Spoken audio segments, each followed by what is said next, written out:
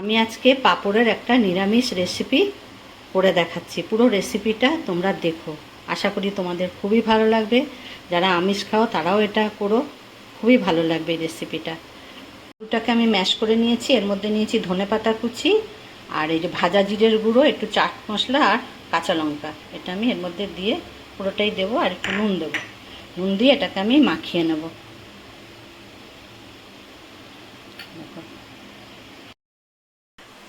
আলুটাকে আমি মেখে নিয়েছি, দেখো সুন্দর করে। এবারে এই যে গোটা পাঁপড় নেবে, গোটা পাঁপড়টা জলে এরকমভাবে চুবিয়ে নেবে।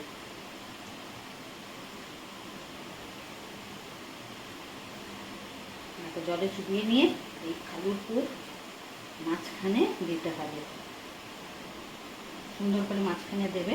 তারপরে এটাকে এরকমভাবে ফোল্ড করে ভাজ করে দেবে, সুন্দর করে এরকমভাবে আগে সব কটা করে রাখবে তোমরা।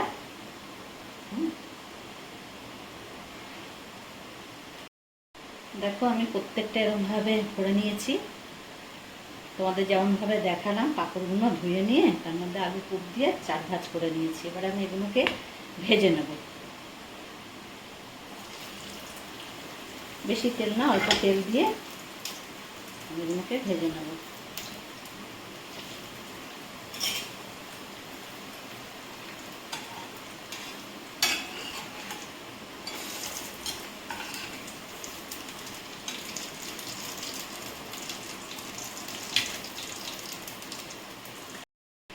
দেখো আমি কত সুন্দর করে ভেজেছি এগুলো।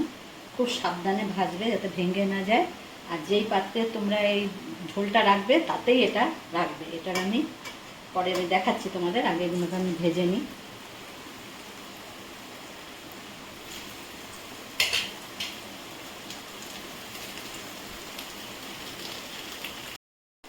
এইটার জন্য আমি একটা মশলা বানাচ্ছি। যে জল নিয়েছি বাটিতে, এটা আমি নিয়ে নিলাম হলুদের গুঁড়ো আর জিরের গুঁড়ো। এখানে আমি 3 চামচ জিরের গুঁড়ো নিয়েছি,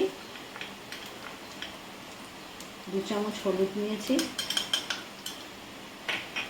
ধনের গুঁড়ো আর এই কাশ্মীরি লঙ্কার গুঁড়ো। এটাকে আমি গুলে রাখবো। দেখো এটাকে আমি জলে গুলে রাখছি। আর ফোড়নের জন্য নিয়েছি আমি এখানে অল্প কালো জিরে আর একটু জিরে আর হিং।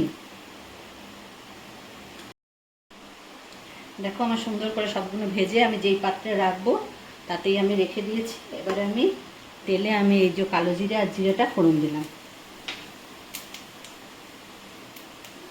এবারে আমি এই হিংটাও দিয়ে দিলাম।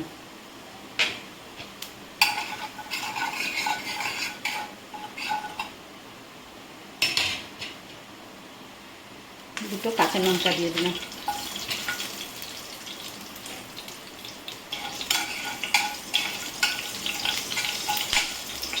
তোমরা এটা বানিও বন্ধুরা, খুব টেস্টি লাগবে এটা। এবারে আমি এই যে মশলাটা গুলে রেখেছিলাম সেটা দিয়ে দিলাম।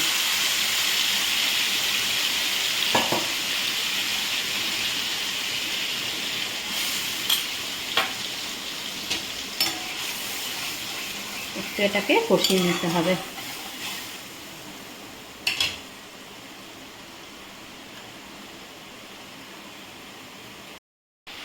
আমি সামান্য একটু আদা দিচ্ছি এতে। এবার আমি নুন দিচ্ছি, নুন দিলাম আর সামান্য একটু মিষ্টি দেবো।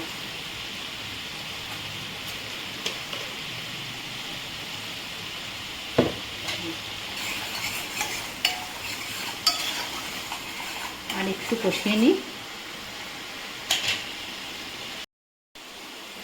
আমার কষানো হয়ে গেছে। এতে জল দিচ্ছি, জলটা বেশিই লাগবে।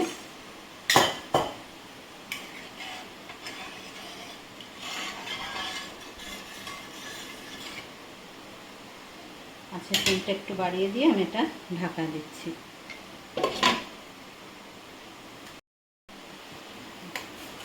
ঝোলটা বেশ কিছুক্ষণ আমি ফুটিয়ে নিয়েছি, হয়ে গেছে আমার। এবারে আমি এই ঝোলটাকে এর মধ্যে ঢেলে দেবো।